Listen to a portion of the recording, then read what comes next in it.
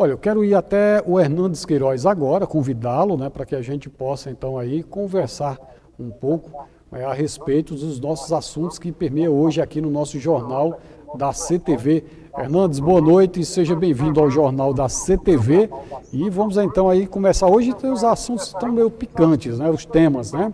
O auditor do Tribunal de Contas da União, ele confirma adulteração de documento e senadores apontam o crime aí do presidente Bolsonaro. E aí, Hernandes, mais polêmicas em torno do presidente, né? Boa noite, Robson. Boa noite a todos que nos acompanham pelo Jornal da CTV.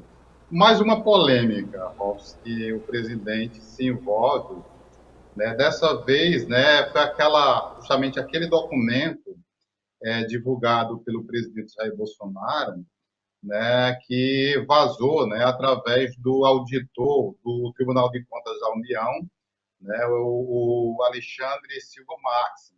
E hoje foi o depoimento dele na CPI da Covid, onde ele relatou que esse documento foi repassado para o presidente através via WhatsApp, né? E houve uma divulgação como se fosse um documento oficial do TCU e que não era, né? Porque na verdade era um documento que existia dentro, né, do ambiente fechado, mas ele foi divulgado era pelo presidente, né? E nessa ocasião, né, trazia justamente a divulgação de que haveria uma supernotificação dos casos de mortes pela Covid no Brasil.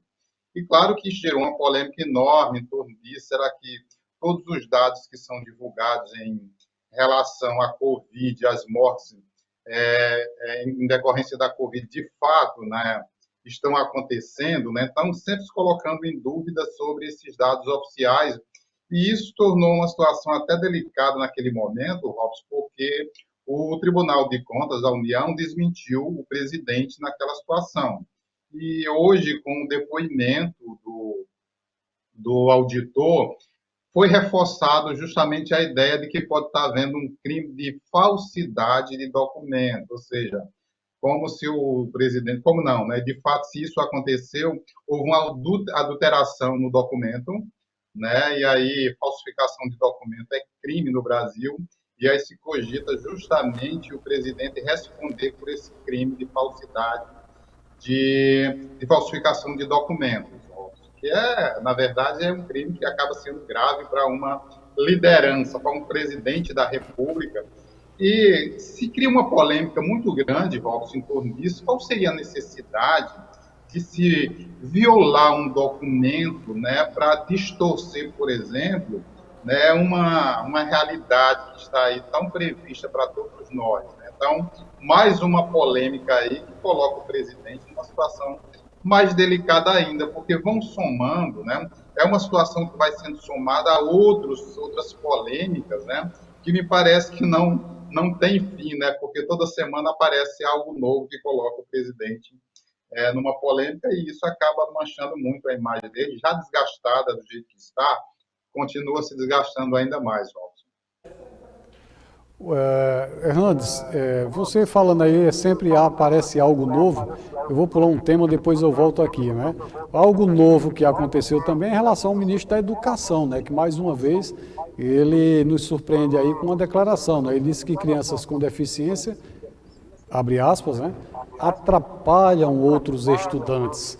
Hernandes, não dá para entender essa conduta, né? Robson, a cada fala que eu escuto do atual ministro da Educação, eu me sinto mais incomodado, né? Porque a semana passada a gente chegou a comentar aqui, né, quando ele falava que a universidade deveria ser para poucos, né? Dentro de uma fala extremamente excludente, extremamente separatista, onde ele aponta que a universidade deveria ser o lugar exclusivamente das elites. E isso automaticamente, Robson, deixa aquela população mais carente, né, ou deixaria a população mais carente fora de oportunidades educativas no curso superior. Então, é uma fala muito infeliz quando a gente escuta de uma liderança do sistema educacional brasileiro como ministro da Educação. E mais uma fala dele que traz, assim, nesse momento, que viola aqueles direitos que são daquelas pessoas que têm algum tipo de deficiência. Ou seja, nós temos um país, né, não só no Brasil, né, a gente cita a nível de Brasil, mas o mundo inteiro, tem muitas crianças, crianças, adolescentes, que precisam de um atendimento especial nas escolas, né, nas instituições de ensino, porque tem algum tipo de deficiência, óbvio, e são inúmeras as deficiências que a gente consegue perceber e que é um desafio muito grande. Nós temos uma política de inclusão, pelo menos no papel, né? Temos uma política de inclusão social onde diz que, aliás, inclusão nos processos educativos, onde diz que toda criança com deficiência ela deve ser inserida numa sala regular de ensino. E claro que o Estado a gente está falando de município, na instância municipal, estadual e federal, tem o papel de assegurar esse direito, claro, né? Formando profissionais para atender essas pessoas com características peculiares, porque você vai ter o autista, a pessoa com síndrome de Down, né? O hiperativo, o deficiente físico, visual. Então, nós temos inúmeras deficiências que muitas vezes se encontram no mesmo espaço da sala de aula. E a escola ela precisa se preparar, né, para oferecer oportunidades e incluir essas crianças e adolescentes numa sala regular de ensino. E, ao mesmo tempo que a gente luta, Robson, principalmente os educadores que são envolvidos com essa causa, luta para que a gente tenha um processo de educação cada vez mais inclusivo, a gente escuta de um ministro da Educação que deveria trabalhar em prol de políticas educacionais, em processos de inclusão educativa, ele vem com esse discurso dizendo que as crianças com deficiência atrapalham os processos educativos a outras crianças, né?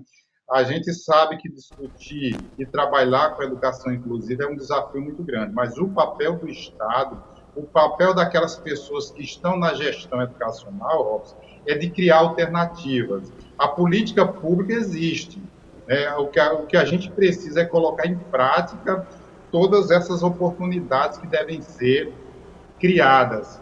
As escolas têm essa função, mas a gente tem, partindo do MEC, né, com as diretrizes operacionais para a educação, né, criar meios em diálogo com estados e municípios para gerar oportunidades de igualdade, inclusive para essas crianças que têm algum tipo de deficiência.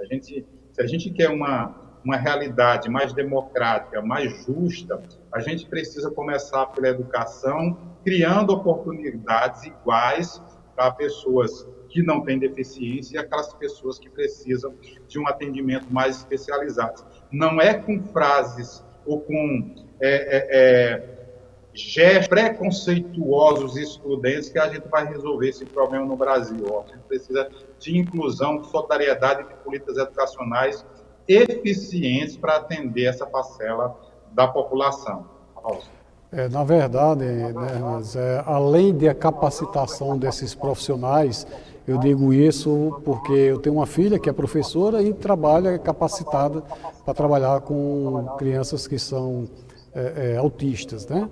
E além de toda a capacitação, há uma entrega de amor muito grande desses profissionais para com essas crianças, né? Então aí é decepcionante quando a gente vê, realmente eu fiquei admirado, né, com mais essa declaração do ministro Hernandes. Eu vou, Hernandes, passar agora para nosso próximo tema, que é falando aí sobre então aí a vacinação contra a Covid-19, né? Já são mais aí de 50 milhões de brasileiros que estão imunizados, né? Ainda falta também muito a percorrer, né? Ainda não estamos no meio do caminho, não, né? Robson, a gente ainda precisa avançar muito, porque é um dado ainda muito pequeno, porque se representa em torno de 23% da população, né, Robson?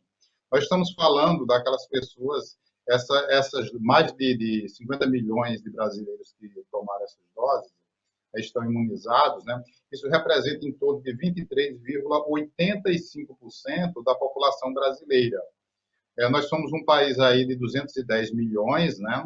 Então, nós estamos aí ainda distante aí de um dado mais significativo para isso, né? Portanto, que a gente está conseguindo avançar nesse processo, Mas, óbvio, nós tivemos um problema também, porque o processo de vacinação no Brasil ele começou de forma muito tardia.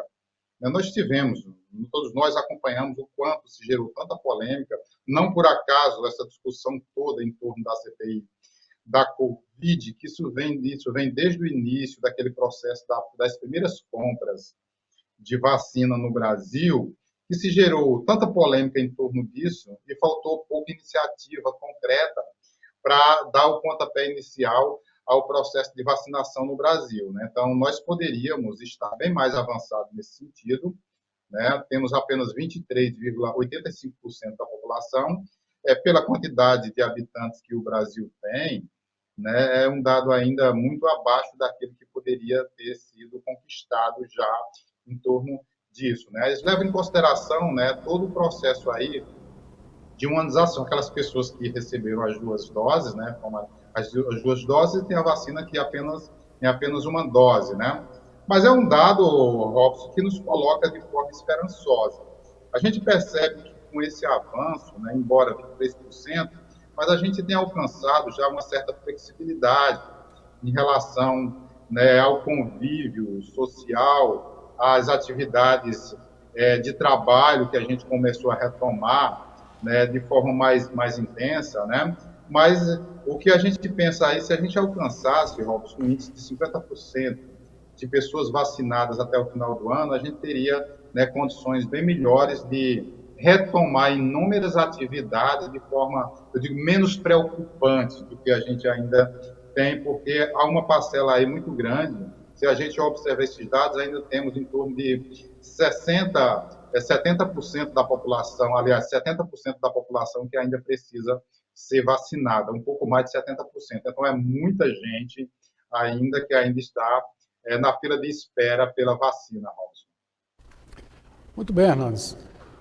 Amanhã pela manhã, café com comentário, que temos amanhã no nosso café.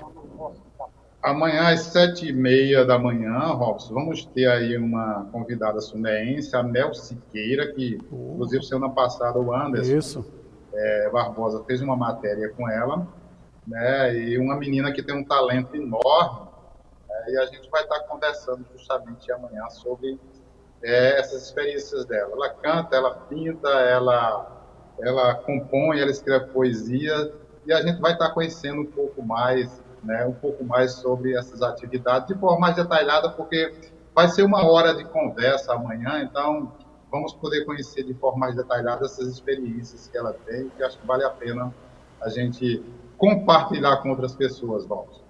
Muito bem, muito boa a sugestão de amanhã, muito boa mesmo a pauta, né? Hernandes, muito obrigado por hoje e até amanhã, então, também no nosso Jornal da CTV. O loteamento João Simeão é o primeiro loteamento a iniciar as vendas 100% legalizada, com toda a parte burocrática sem nenhum problema. E aí, o que você achou desse mega empreendimento? Venha morar aqui, vem!